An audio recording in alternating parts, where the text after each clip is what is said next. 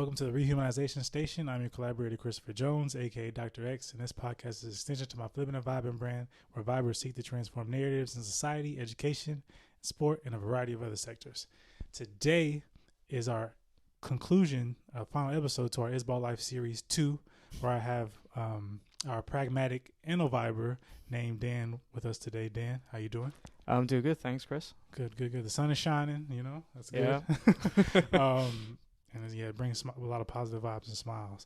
So Dan, born and raised in County Durham, Dan works as a strength and conditioning coach and performance nutritionist based currently at Durham University.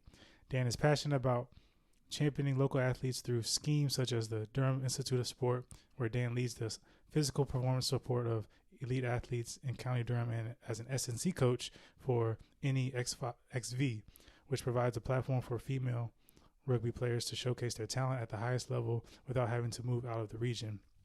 Man, I always talk about rugby. I don't know if I could ever try it, but maybe one day, when I get my hamstrings back right. Yeah. But outside of work, Dan is an advocate for neurodiverse and working class voices in higher education, sport, and the arts. His ambition is to promote these and voices of a northern identity on the national level. He seeks to do this not only through his career in sport, but as a writer working on his first novel, which tackles issues such as intersectional identity, neurodivergence, and the effects of economic decline under late-stage capitalism on rural working-class communities. Whew. We have a good final episode today. I'm excited, I'm excited to have Dan here. It's Wood, right, Dan Wood? Yes, Dan Wood. Okay, yeah. Dan Wood. Now, this is the part of the show where we just vibe and allow our listeners to get an idea of, your background, your personal interests. So, it's enough of me talking. But Dan, why don't you tell us a bit about your story? What made you want to do the work that you're doing today? So I'm from County Durham, and I usually describe it as growing up in the shadow of Durham University. And so I grew up in the town probably closest to Durham out of any sort of the local ones that isn't a village. So that would be Spennymoor. I was born in Bishop Auckland within the big hospital, but mostly raised in Spennymoor, and that's where I mostly identify as being from. Ex-coal mining town. But my family traditionally, again, would typically were mostly related to like joinery and stuff. So I had several family members working at the big Black & Decker factory, and among other different things as well. But and just grew up very working class household. I never really thought of it as that at the time. Like I always saw us as like middle of the pack. But as I've grown up, I've realised middle of the pack from my background is actually quite further more into the working class nationally. Again, growing up in County Durham, it somehow is quite sheltered. I don't know if that's a wider thing in terms of sort of the wider sort of economical and sort of social thing around the country, but it did feel sort of sheltered within our own like little community here. But I've always had like a passion for sport, but I was never really good at it until sort of I became an adult. I was a really uncoordinated kid, like severely so. And that was with like fine motor skills. That was with riding a bike, running. Like I never used to be able to run without like my head would just dip a load. Even at like little school sports days and everything was quite difficult. And I never really got my stride until I was about 11. I started playing rugby at 11, and it was a thing of I wasn't having a great time at school. I just started secondary school, which would have been sort of like middle school for the American audience. And I was getting bullied, and my dad had previously played rugby. He was like, in like the high school movies, you had like the guy, the like captain of all the sports teams, right, the smartest guy in school, like great artist. Like my dad was like, I think he was captain of like pretty much every county team growing up, and then also the county chess champion. Oh wow! Okay. he was that okay. guy. That's you. So I, to a certain extent, I felt a little bit like forever living in his shadow, and I just wanted to be my dad. Growing up, and I just didn't really have the coordination to be. Like, I spent most of my like early childhood like being top of the class, but never really translating to tests or anything like that. I used to be like really good in lessons, but then would spend all of my Saturdays like learning how to read and write outside of school with like a friend of the family who was a teacher. And I was like every Saturday for most of my childhood. And I like obviously done really well from that, but yeah, it was a struggle. But that's kind of how I got into sport, was for rugby, and then I found a knack for it. I found that I was actually good at it, and it was something that I could like practice and get better at, and it kind of just jumped off from there. And I would do every single sport I could think of, and I'd very much do a lot of the stuff that no one else wanted to do. So when I was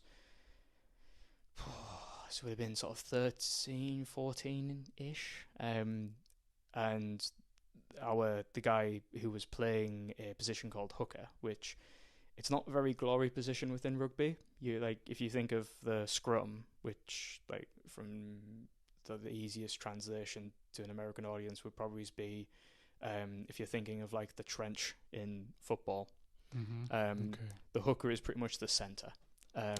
So he's the guy in the middle of the scrum. The entire weight of the scrum is on his neck, and you don't get a lot of glory, but you get a lot of pressure, and because you're throwing in at the line out as well. So all the set pieces, very high pressure, but no one really wanted to do it. So that's the position I ended up playing. And that, I think I kind of bled onto a lot of stuff with like how I developed and my personality. Like, if there's one of the sayings I always have is like, there's no job too small. There's no job too small. There's no task too big. And yeah, all the little things I think really matter, and that's kind of how I approached sport and things growing up, and that's how I ended up in the career I'm in, because I didn't actually train as an S&C coach originally. I trained as a nutritionist, so I went to eventually went to uni, did sports science, wanted to be a researcher, did my master's in nutrition, thinking, okay, I'll be a researcher, I'll do nutrition research, and then do an academic job and go from there. And I got to, I think it was like the final interview for a PhD here at Durham for nutrition, because I couldn't afford like self-funding it. Didn't get it, but I managed to get a job out of it instead.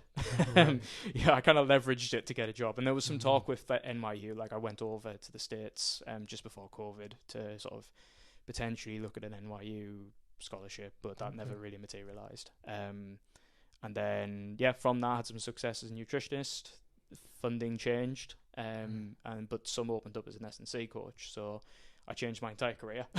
But like, if just in terms of like what you experienced growing up, and I guess the different types of challenges, what did you ever imagine that you would be traveling or be in the position that you're in terms of attempting to do a PhD? Was that ever something that was never like, I mean, going to university was a question.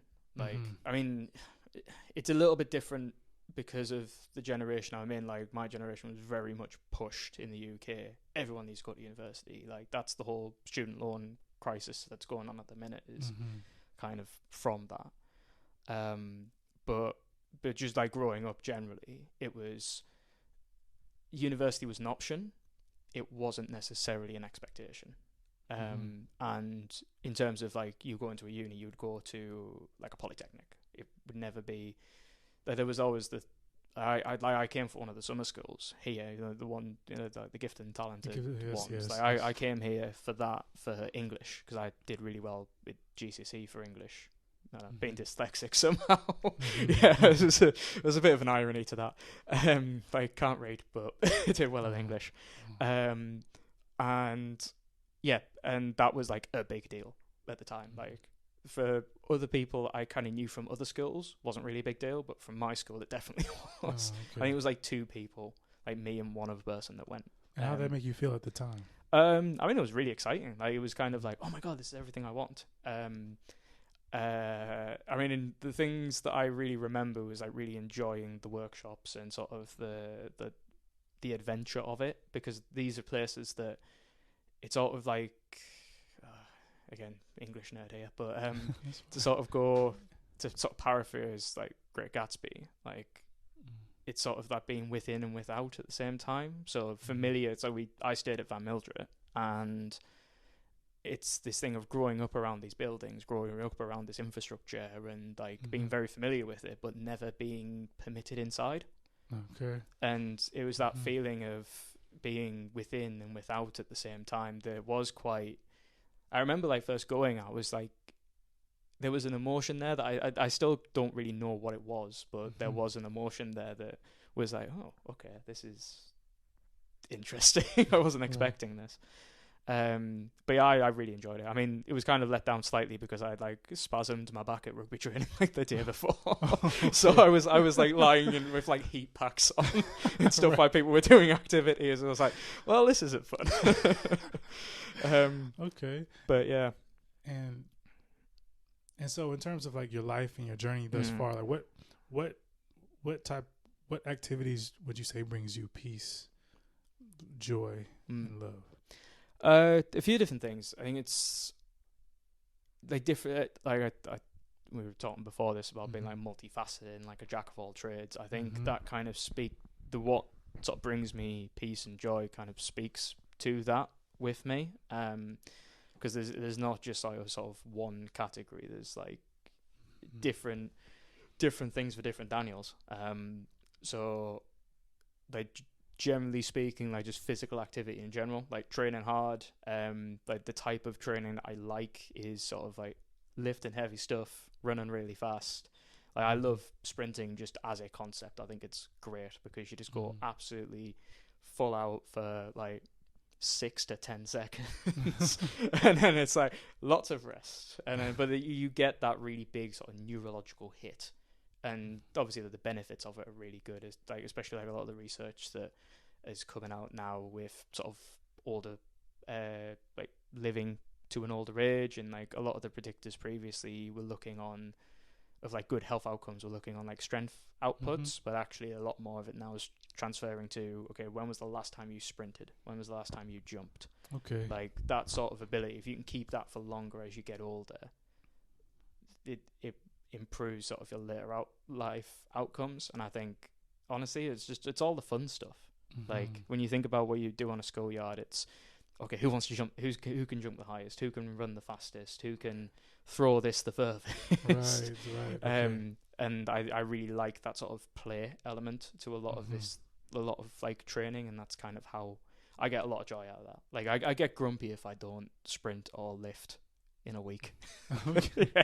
I like my brain fogs up and everything. Okay. Like today, like ahead of this, I wanted to have like really clear head, so I made sure I did like at least 2 hours of training today. 2 hours of training. Okay. I mean, hey, listen, we're glad to have you here though. Yeah.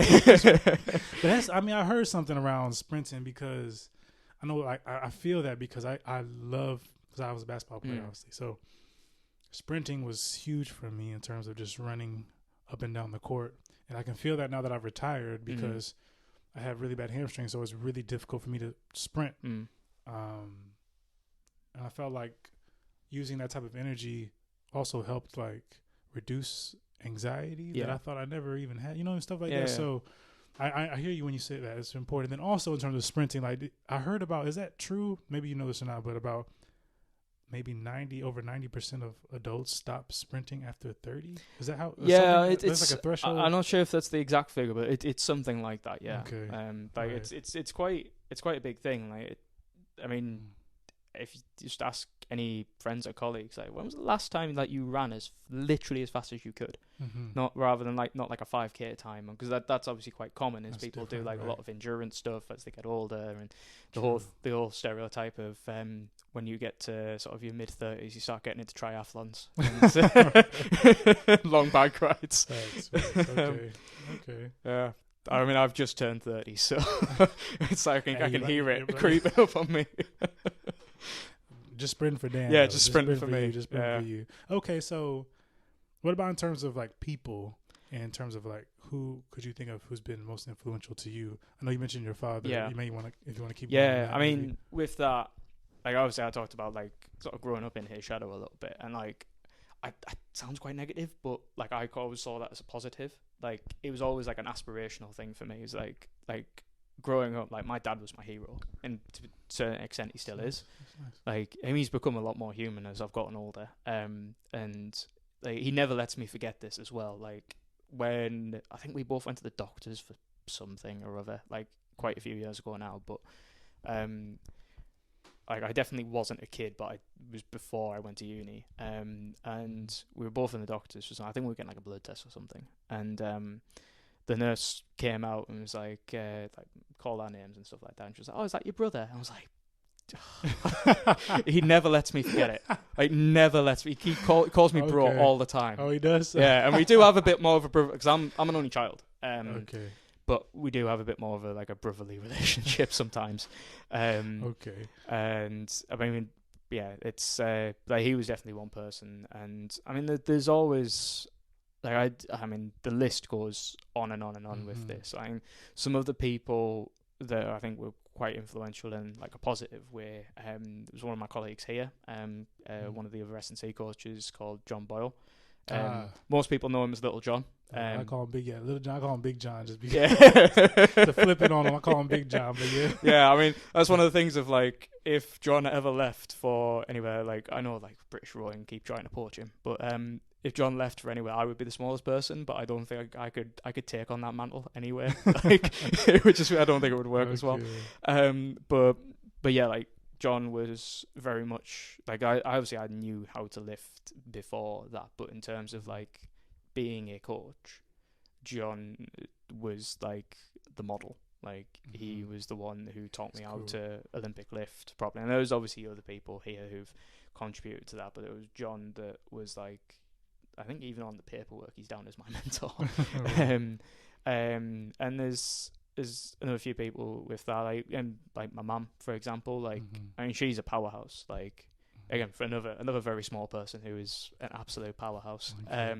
I've never seen anyone with the work ethic of my mum. Like she started off as a midwife when I was like just before I was born, and as a nurse and in like up here in the northeast. And she honestly, I just don't know where she gets that work ethic from, because she's just absolute nose to the grindstone all of the time, to the point where we have to tell her to calm down, because she's just, and you like, I've never known someone just get things right just constantly and just have and she's been a massive influence to me. And this is the thing, I think with any influences of like when you grow up or sort of people within your life who are influential, there is always a positive and negative to it. And when I was like making notes for this, like one of the things I did put down was like, I think there's a lot of people in my life who have been not like a negative influence, but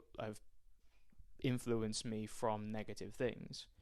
But I still like to take positive stuff from that, like real big learning lessons. So like mentors I've had in the past, where like the relationship's gone sort of apart, but I'm still very grateful for those relationships and very grateful for what they've taught me, like both at that time and sort of as people have drifted apart. And like it's a natural thing of life as well, but like I always like to try and see it as a whole thing rather than just like one siloed thing.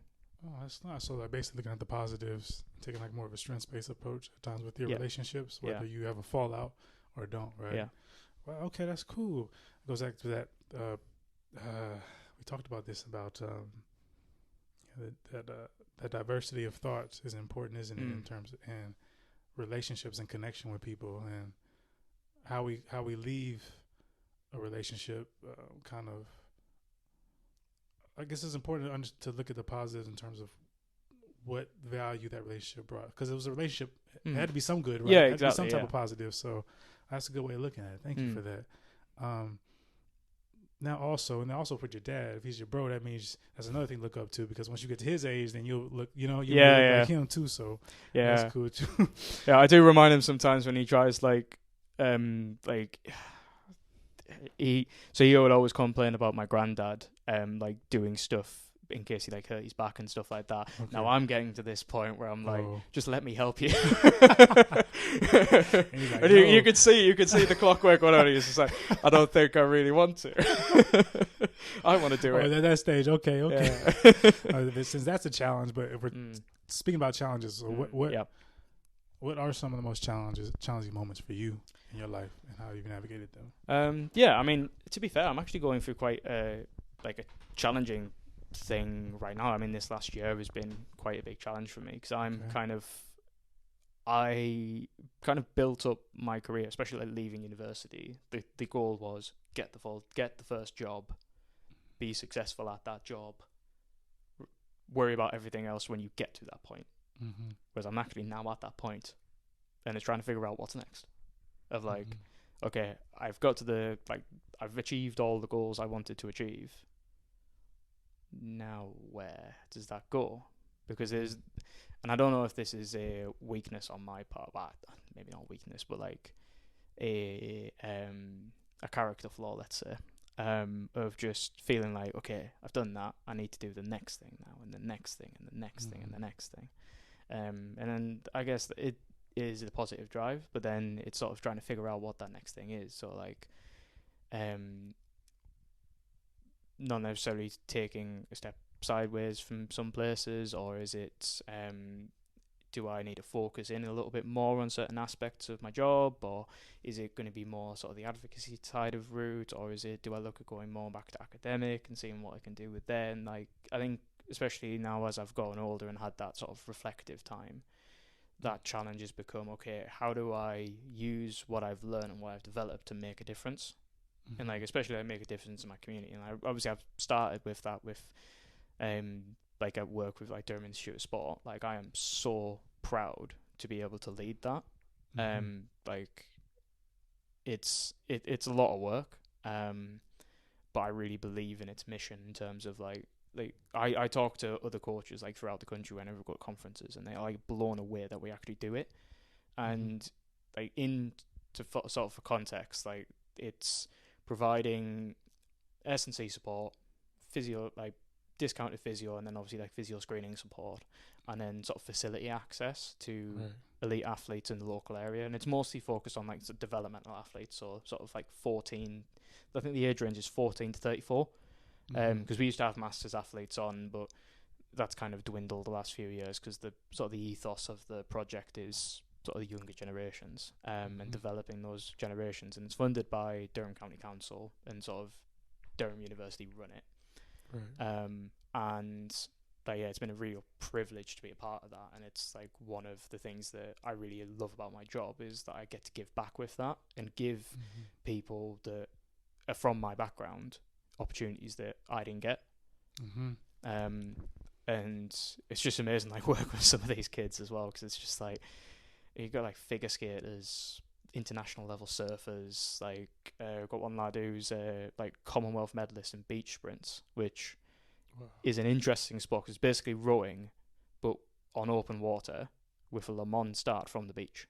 So you start on the beach, you run to the boat, get in the boat, go out into the sea, round a buoy, come back, out the boat, run to the finish line. Oh, okay, right. And these are people from the Northeast? Yeah. What you're saying? Yeah, just County Durham. Wow. And I know you mentioned, because you wish you had that growing up, right? How accessible is that in terms of outside of your spaces? Like, is there other people doing that as well? Is that increasing as well? There's similar sort of schemes, but we're the only ones, like, in terms of like DIS is the only one in terms of the way it runs. So it runs very much to a similar scheme called TAS, which is like a national, like that's done on a national scale. It's sort of a smaller version of that. Okay. And like, one of the things that does frustrate me is because I'm on like the decision panel for when we choose like who because people have to apply every year, and then we have to like whittle them down because we only have so many spaces. And one of the things that really frustrates me is when it's like, we've got this athlete who really like needs support, but then because of sort of just a postcode, we can't accept because it's outside of a county boundary. And like, it's one of these things of like, I wish that was there for the whole Northeast, but the Northeast is obviously such a huge area. Yes, it is. That one council can't do that. And it's one of these things of like, if I ever won the lottery, that would be a sort of thing that I would love to set up, like have an institute for sort of athletes in the Northeast, because it's, I mean, one of these things that I really want to try and push in this sort of next stage of my career is sort of championing the sort of the Northern identity within sport. Because, I mean, you see this a lot as an athlete. It's one of the reasons I got involved with Northeast XV, was that you have, like, say you're a successful athlete growing up, and not just, like, okay, but, like, you're going to go places, like, professionally, Olympic Games, that sort of thing. If you're growing up in the Northeast, unless you are very, very wealthy, the reality is you have to move. Like, even at, like, a young age, like, I've known athletes who've moved to, like, Somerset just to be near the, like, national programs. They literally moved their entire family down to the other side of the country. Wow, okay. Or gone to, like, boarding school down there at, like, young ages just to be closer to, like, the national programs. Because the closest, realistically here, the closest, like, national centres are sort of Manchester, Sheffield. So, like, still north, but like 2-3 hour drives, right? And you can't be doing that 3-4 times a week. Nah, you can't. Okay, wow. Well, I'm rooting for you to win the lottery because yeah, me too. Yeah, people, I mean, that shows your character, and I appreciate that, because a lot of times when you ask people, okay, what are you gonna do when you win the lottery? The first thing they say is quit their job and buy a house or something like that. Your first thing that you'd want to do is build an institute. That's amazing. That's amazing. Okay, well, thank you for sharing video story and your video background. Now we'll get more into your work and how you flip the script to that. Is that okay? Yeah, that's cool. Cool. I've had a chance to speak with you about your work and experiences, and much of what you do is around, championing identities and specifically intersecting identities in the Northeast. So for our Viber audience and us too, let's attempt to flip the Northeast identity script, shall we? Yeah. All right. Now, first, what are some assumptions in the work that you do that create, different types of prejudices and stereotypes? So I mean, one of the ones that's quite common, and you'll see this from anyone like from the region, is this idea that if you're from the Northeast, especially from a working class background, that you're either not as intelligent, or that you're a football hooligan, or that there's elements of like racism and just general thuggery. And it's one of these things of like, it can be very overt. So like anything from like the national tabloids is a usual one, or anyone from very sort of London centric backgrounds sort of referring to anything north of the Watford Gap being like barren wasteland. Like there's record of like politicians calling the Northeast a barren wasteland, which is like, it's like we're a large part of the country, guy. And again, that's been a thing that's like, to be honest, nothing new. Like, I'm not a historian, but it is one of the things that does kind of fascinate. Oh God, there's the dyslexia coming out. Fascinate me is sort of the history of that, and it actually goes. Well, I mean, it goes back further than that, but like, there's a very clear like jumping point from sort of the invasion of Britain by the Normans. So like, after 1066, and obviously the conquering of William the Conqueror, there was a few rebellions in the north in sort of the years following that, and that triggered something called the Harrying of the North, which was.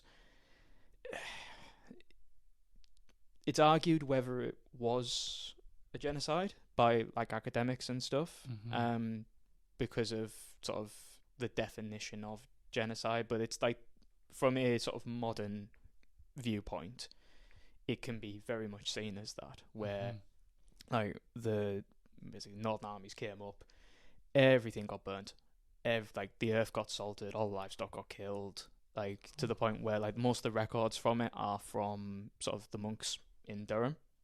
So not exactly, and again, a lot of Norman representation there, so not exactly what's the word, not exactly as the most empathetic bunch to sort of the commoners of that region and sort of the largely Saxon and Viking descendant people of the region, and even they were saying it was bad. What was this called again? The Harrying of the North. The Harrying of the North. Yeah, okay. it's one of these like really big things in British history that isn't really talked about very much, and it's one of the things that like I'm kind of exploring in a sort of a semi-historical context in the book I'm writing, and just because I'm interested in it, like how looking at how those events played out informs a lot of the stuff that we see like 1,000 years later in terms of like the attitudes of different parts of the country. So like people talk about there being north-south divide, and it's very much a north-south divide. I mean, and it goes both ways as well. Like I got called a class traitor by a few of my friends for going to college in Darlington. Oh, really? Yeah. Okay. Which is really funny because like Darlington is no different to here in terms of class structure. Right, but why do you think that? Why is that a narrative? I think it's just.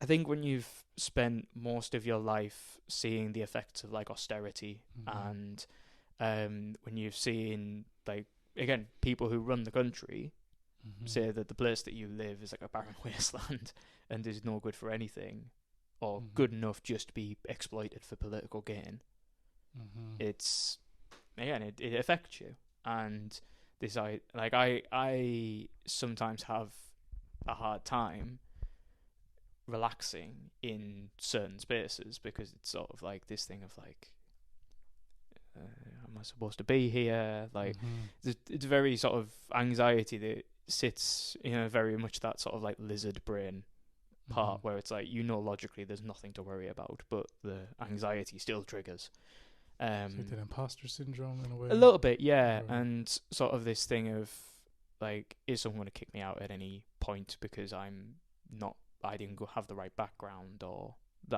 like I talk the way I talk and things like that.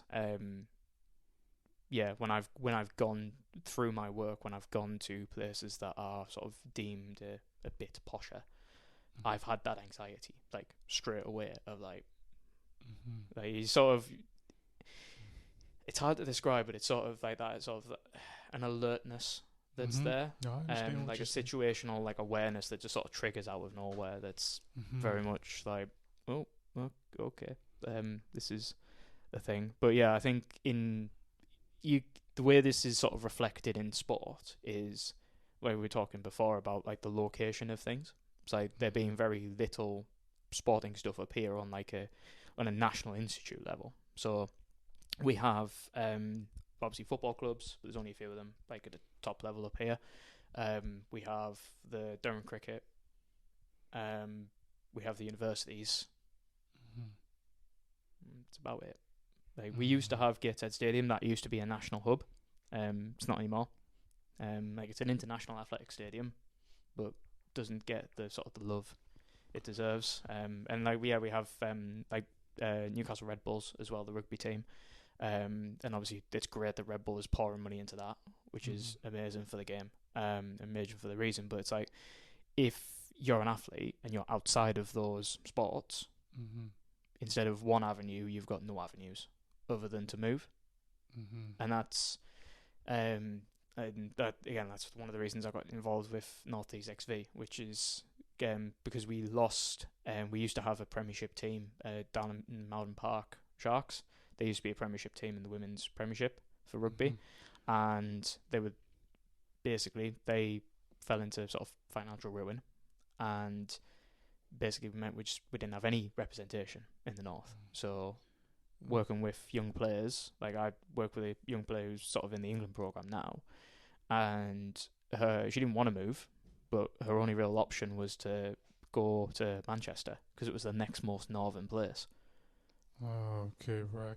And I mean, I want to bring it back in terms of what you meant about, like, you were talking about, like, this idea of this identity and how you're perceived by your peers, people that you grew up with. How is that now? Because I know you mentioned, like, sometimes you still feel that when you're working or when you're in certain environments around here. Are you still perceived that way by people you grew up with because you're working in places like this? Or how are you perceived now? Not as much. I mean, I think it's one of these things of like, I think at the time that was obvious. Like at the time, it was just my mates joking But it always sort of sticks in my head a little bit of like, that's funny, the idea we think as Darlington as South. It's not. It's like barely out of County Durham. Right. But yeah, in terms of like how my like sort of peers see me, I'm definitely not in a high flying, super well paid job. Like I'm still very much like I'm in a very beneficial position, and I'm really sort of grateful for the privilege I have to have the job that I do, which is because it's great. I get to play with weights all day. It's brilliant. I get to play with weights and wear shorts most of the time. It's class. And I get to work with athletes, and it's this great job. And but yeah, I think it's one of these things. If I do take pride in sort of working at Durham University, especially when you grow up and when people talk to you, it's sort of like there's this sort of expectation that that's not for you, and this expectation of like, yeah, that's it's good to dream, but it's not for you. You're not welcome here because of that. And then that's coming from like my own peers of saying like, don't bother, you won't be welcome. And again, some of that is true. Like I've had experiences of that, but in multiple places. But on the other hand, it was like, yeah, I am here. Like I've been here like best part of a decade now, and I've built my way up from that. And it's not been this sort of jumping into a top job. It's been building up slowly, getting better, like going from the ground up basically. And I think from sort of my peer group, it's this thing of I think they recognize that of like definitely not selling out, but at the same time like still in that same struggle as everyone else is, like especially at the moment with like sort of everything that's going on in the world. I think everyone is kind of coming together a lot more, and that's what I really like. There's all these things of, I think we're probably going into the next question now, but there's all these things in the Northeast of like a lot of the stereotypes around the Northeast, but when you actually live here, you see how much of a community this is. And like you go up into Newcastle and all of the events that go on with Newcastle, like the stuff that like NA1 does in terms of like building community and like all this other stuff that's just, you don't see it on the national news, but if you're here, you can't move for it.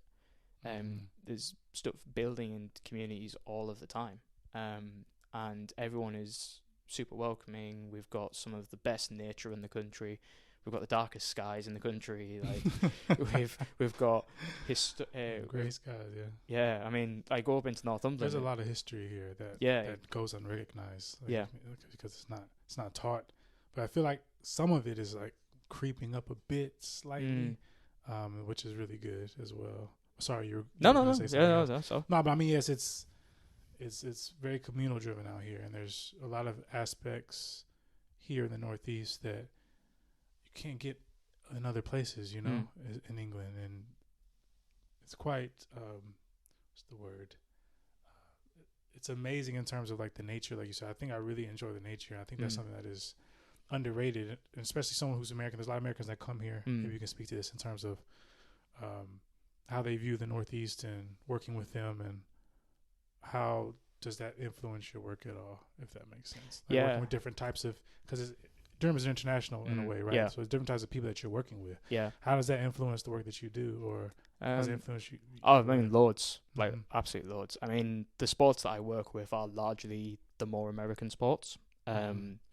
So like main ones like basketball, obviously men's and women's basketball, S&C, American football, lacrosse, like mostly like sports that do have a bit more American representation in them. Like even like the men's football team, like we haven't had as many Americans this year, but like last year we had quite a few, and I really enjoy that aspect of it. And like just being able to, on the one hand, share the region with people who are completely new to it, because obviously like with British students, even if they're not from the region, they have some familiarity with it. Like they've seen all the castles, they've been in similar environments, whereas coming from the States or from Canada or from wherever, it's completely new.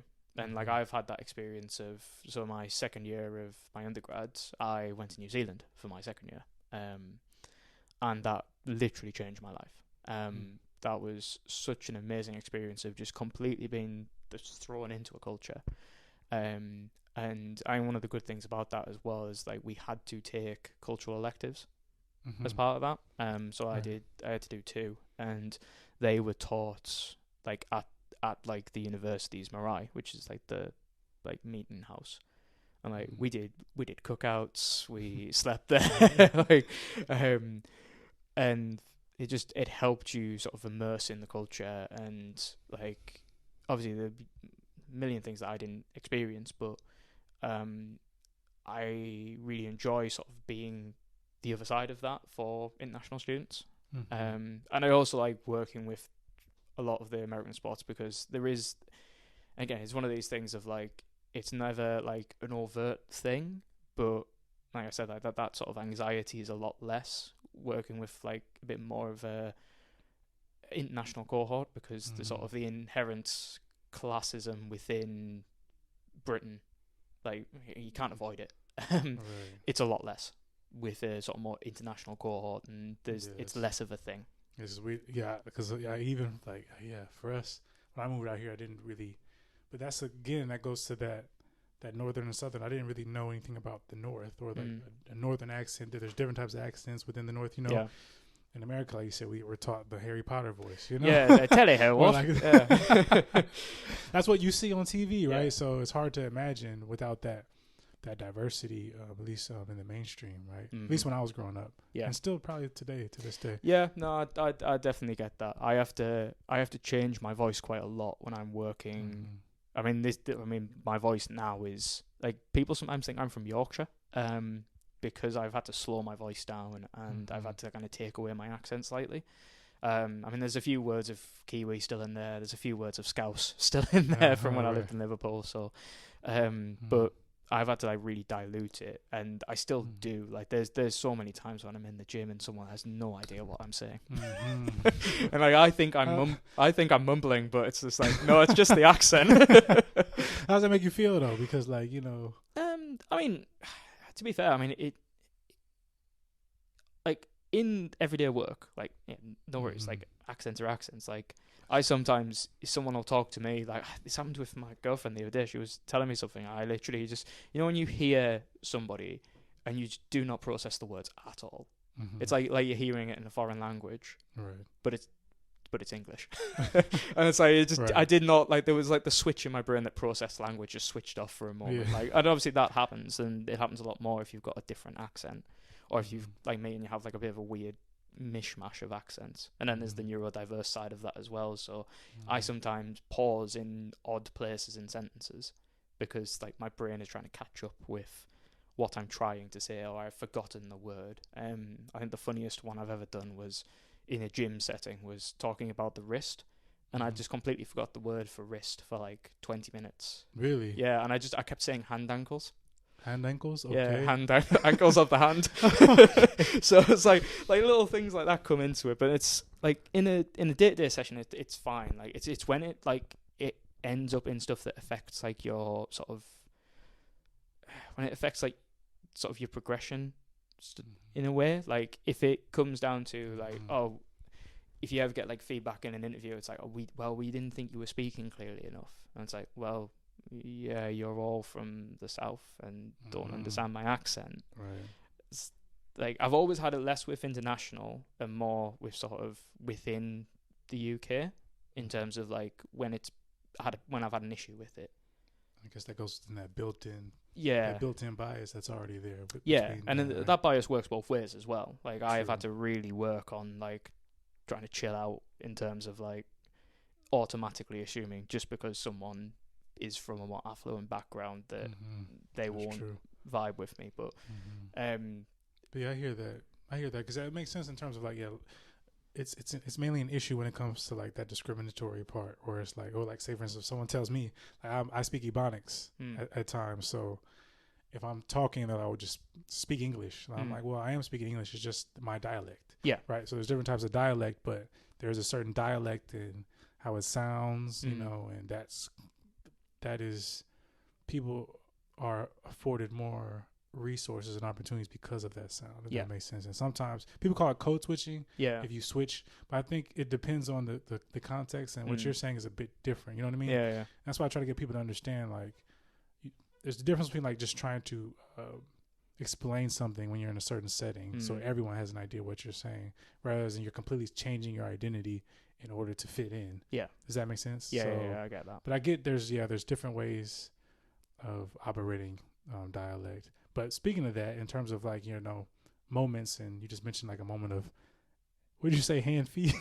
Oh, hand ankles. hand ankles. Yeah. Okay. Could you share a particular moment that you consider a turning point in your life?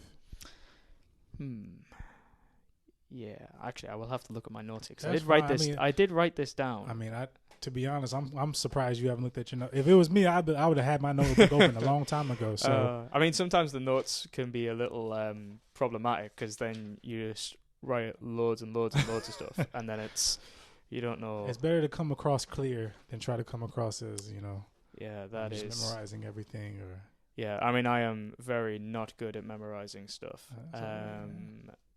Yeah, I think in terms of turning points, I think this year has been a big turning point for me. So this year has been very difficult in terms of sort of having how to say this. Yeah, in terms of coming up against a lot of challenges early on this year. From a mental health standpoint and sort of professionally as well. And things not going really the way I'd planned or the way I'd even intended. But going to this point of like real big self-doubt at the beginning of the year and wondering like, do I even stay in this career path? Do I try and do something completely else? Yeah, and then it's questions that I'm still having, but to a larger extent, at one point I thought I was going to have to give up the whole thing and do a completely different career, like go work in a supermarket at one point. Like it got that bad. And the turning point this year was sort of sticking to my guns, sticking to what my plans were, what systems I wanted to put in place, and like really dialing in on my ethos of how I want to operate and being unapologetic about that. And being, because again, like up until this point, I've been very sort of trying to please everybody and saying yes to as many opportunities as possible, and yeah, trying to be everything to everyone and just trying to do the most and be the most to everybody, and hopefully that leads to something. Whereas now I've kind of got to the point where I've said, well, that's obviously not worked, so let's figure out what I want to do and then drive with that. And that's been a big thing of sort of dialing down that sort of code switching of like being really proud to be from the Northeast and putting it, and really proud to do more than one thing. Like I've been criticized before of having a background in nutrition and S&C. Like I've lost job opportunities because of that, where people aren't like, I don't think it's this thing of like you'll try and do everything, and it's like in the past, yeah, I have been guilty of that in the past. But seeing, like, I always see that as a benefit rather than like diversity is always going to be a benefit over sort of pigeonholing. Absolutely. So yeah, and like really buying into my own identity and really backing myself on a lot of stuff. And that's come out really well this year. Like most like books performances, like so for British University colleges and sport is like our main thing in terms of like our KPIs as S&C coaches. Like that's the main one. Like because it's quite hard to measure like how well you've done, because like yeah, the athletes might get stronger, but they're growing, so they might just get stronger anyway.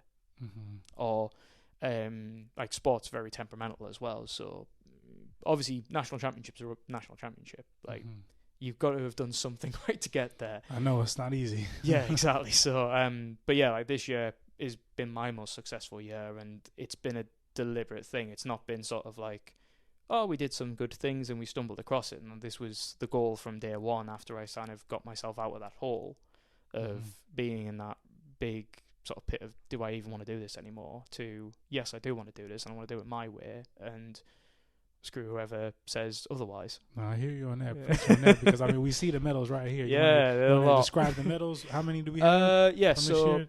So this is from the Bucks Championship. So Bucks is the British universities and colleges of sport. Yeah. Here in England, and that's the top level sport. I would say it's equivalent to like Division One in America. If that makes sense. So it's the top athletes in England and they at their universities playing for the championship, for the Bucks Championship title. Right? And you have, how many do we have here? So we have. I've had to swap one out because someone didn't get one on the day, but so we have 5 golds and 1 silver from this year. So of my teams, like, so Durham got through 10 teams into finals this year. My teams was 6 of those, and of those 6, 5 won. And honestly, that the 1 silver is off a penalty shootout, so it was 1 goal difference from a clean sheet. Okay, yes, okay, but I mean, hey, you know, that's still amazing. Yeah, you know? I mean, that's the first game that they've lost in like 4 years. So oh really? Yeah. Sheesh.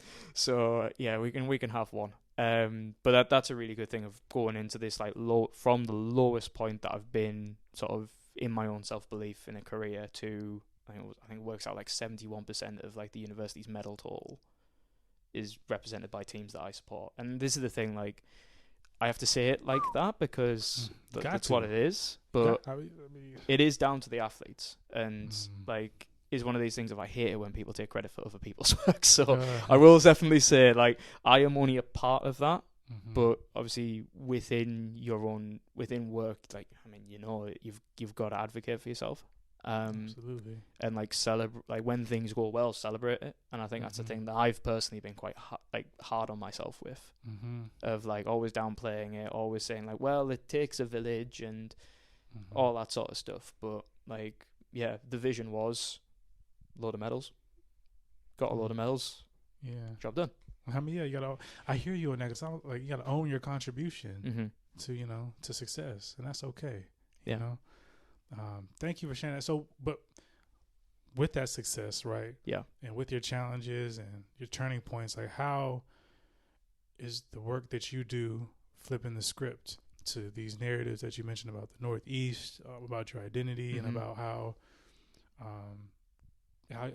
people like you are represented and viewed in society? Yeah. And education. Yeah. So I think within like my sort of day-to-day work, I think the way I kind of try and push that is like in terms of like just being in the gym with the athletes. I think it's being very like having a humanistic approach to coaching, which is it's one of these things like occasionally gets thrown around at the conference. Like you'll get like a speaker in and they'll say it a few times and it's really the end of it.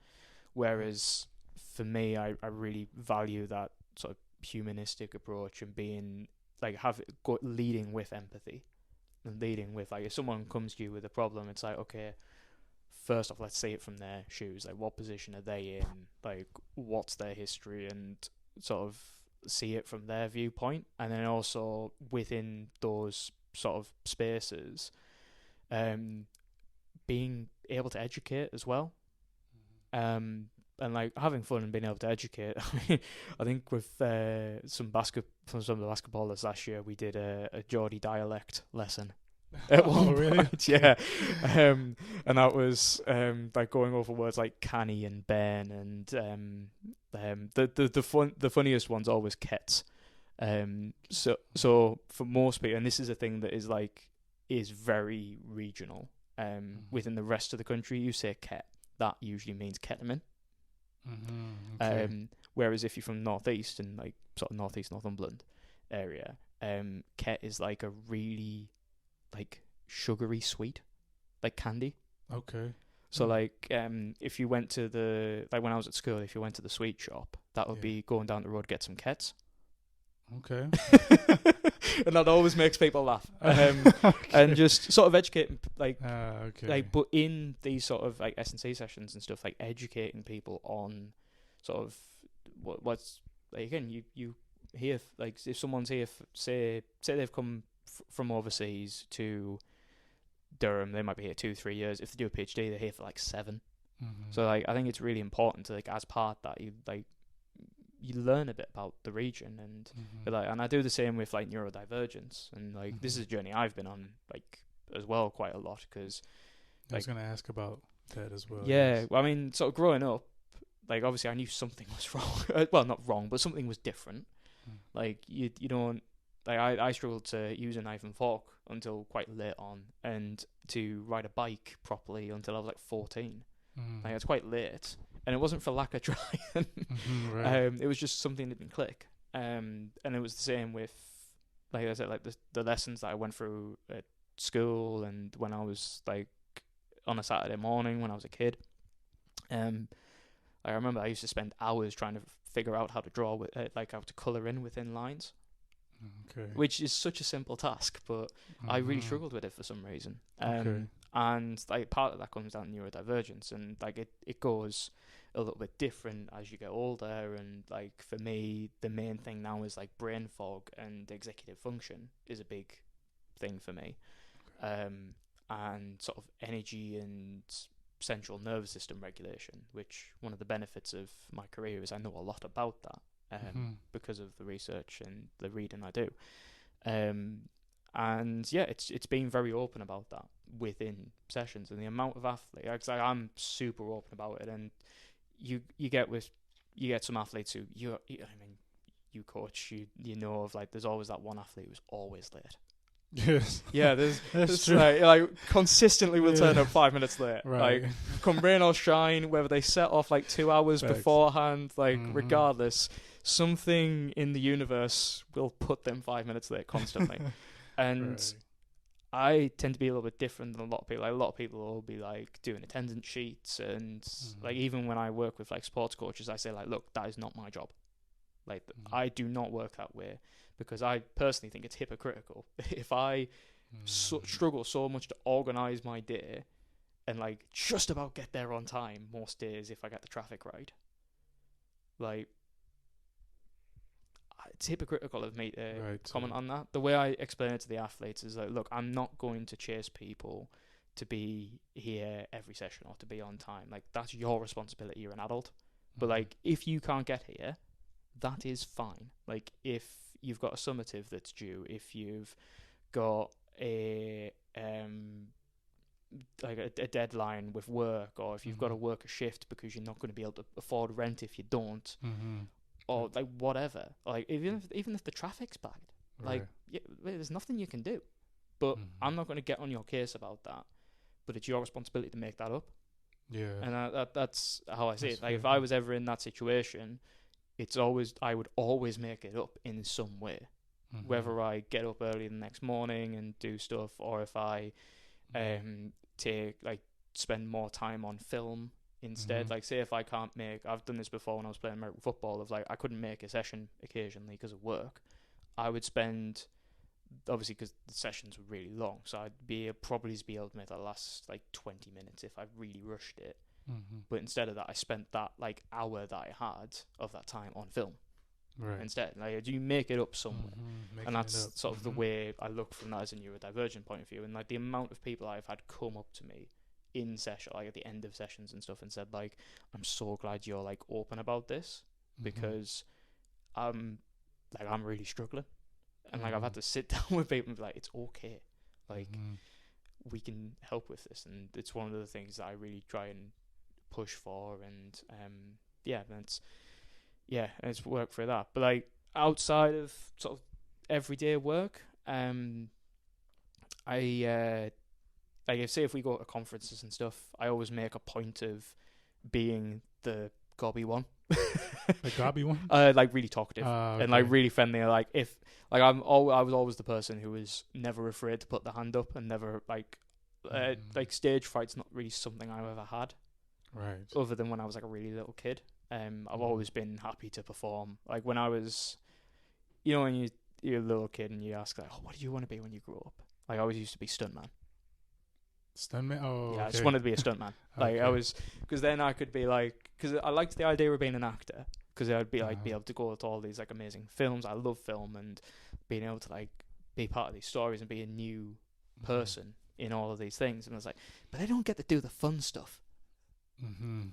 That's true. Yeah, so it's like I wanted to do the jumping off the building thing and all that sort of stuff, and like just get my body completely wrecked. Do some sprints. Yeah, exactly. Like honestly, if I like dream athlete to work with, a stuntman, like the amount of maybe one day, like the mental sort of the S&C challenge of that is great. Like I think it's such a cool. Like if you see it as a sport, it's such a cool sport. Okay, maybe something you can have your institute one day. Yeah, it may be. But yeah, like cool. Outside of the other stuff, like I mean, the other big part of it's the writing, which I don't think I've talked about that much here. But like, I obviously was really good at English as a kid, and at school and like high school and stuff. And it kind of fell off a little bit before I went to university. There was a distinct possibility I would have gone to university doing like literature or English, creative writing and stuff like that. I just didn't go down that path. And I kind of picked it up a few years ago from like a mental health thing, like to start writing again, just from a mental health. I was really struggling, and it occurred to me I'd not done any writing in ages. And yeah, came back to that, started writing short stories, and now that's coming back into the work I'm doing at the minute on the novel and like the things that's exploring and like the stuff that I'm looking to explore through the characters and sort of the story itself, and having fun with it as well, because it is like a bit of a fantasy thing entwined with that, and I just like the idea of having fun with that but still being able to touch on these quite serious and deep topics. So yeah, I think that's covered all the bases. Oh, I appreciate that. No, that's cool. Thank you so much. Okay, now I know because of the time frame. Yes, of course. Get to now we're going to talk about the concluding part of the show where you're going to offer us insight on is ball life. Oh yes. You know what I mean? I've been thinking a lot about this. But first off, if you can reflect on your journey thus far, what do you know now that you wish you knew before? Lottery numbers. Like people say, like, if you could go back in time and tell your younger self anything, everyone says like, I tell them, like, believe in yourself. It's like, no, lottery numbers. Money makes a difference. I think oddly enough, I'm saying this, like, but it would be to back myself on stuff and I think other things would be like get into some of this stuff earlier. If I could go back in time and tell my younger self, like, get into some of this stuff earlier, because it's just great. Like, the work that I do is great and I love doing it. But I think the main thing on that is that sort of not being afraid to be myself, and wear the Hawaiian shirt, do the little things when everyone else is just happy to watch. Be the person who does stuff. Like, even if it's little things. I mean, with the men's lacrosse final, like, I mean, they don't have a coach. Like, they're self-coached, other than me in the gym, and I see them once a week. And like, because of the calendar, I don't usually get to see all of them at the same time. It's usually like some people will be in some weeks, some people the other weeks. And, I mean, you know, the academic calendars, they're crazy. Yes. But yeah, even though that I ran from the pool to get to on the pitch as they're warming up, and it's like, obviously I know, like, other than how to do S&C for it, I know next to nothing about lacrosse. Like, I don't know the substitutions, I don't know anything. So my job was to literally stand as a barrier to make sure no one went passed out of their little box. And again, no job is too small, no task is too big. Yes. And I think that's a thing that, again, if I could go back in time and sort of reflect and talk to my younger self, I think it would be like, just go by that and stick by it. Like, be yourself with it and just live by that. Right, living your truth and knowing that nothing you do is too small. You're contributing as long as you contribute. Yeah. Amazing. Thank you. Now, ball is life. I know we talked a lot about it. It sounds like just, you know, you talk about this pragmatic innovator. You take a very holistic approach, which is important, which is why you know so much, why you've been able to be as successful as you have been, right? And it's about being in certain environments that kind of shape you who you are, right? And living your truth. And experience comes with that, right? Experience, knowledge that comes with wisdom, and that's wisdom. So I really enjoyed this conversation. I really appreciate you being here. We're gonna have to have you back here for sure. Yeah, of course. Now, last question. You ready? Yeah, I'm braced. Is ball life? Well, ball is life, but life is not ball. Okay. Because I mean, I've talked to a lot of the basketball guys about this. Okay, go ahead. And with that reflection, it's very much this thing of like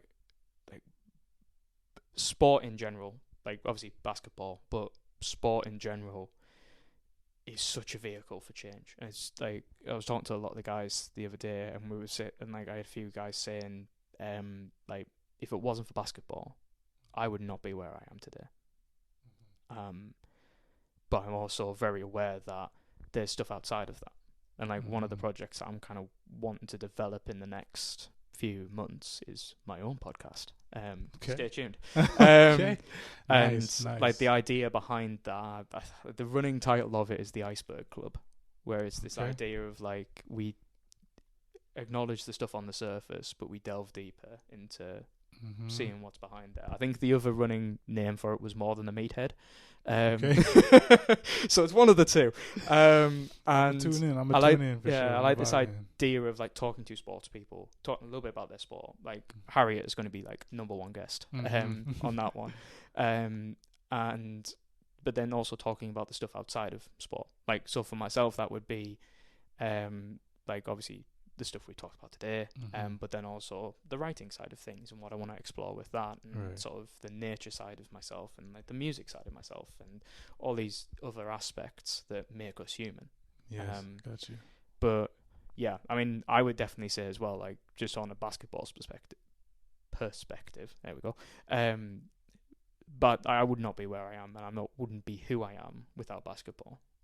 Particularly sort of like the first team I ever had, like the first proper team I ever had, was the women's basketball team at Durham, and I was going from coaching like third tier, like tennis, in like a sports hall to right, you're now in charge of this like national league, the equivalent of the equivalent of the WNBA. You've got zero resources. you've got 2 squads to handle.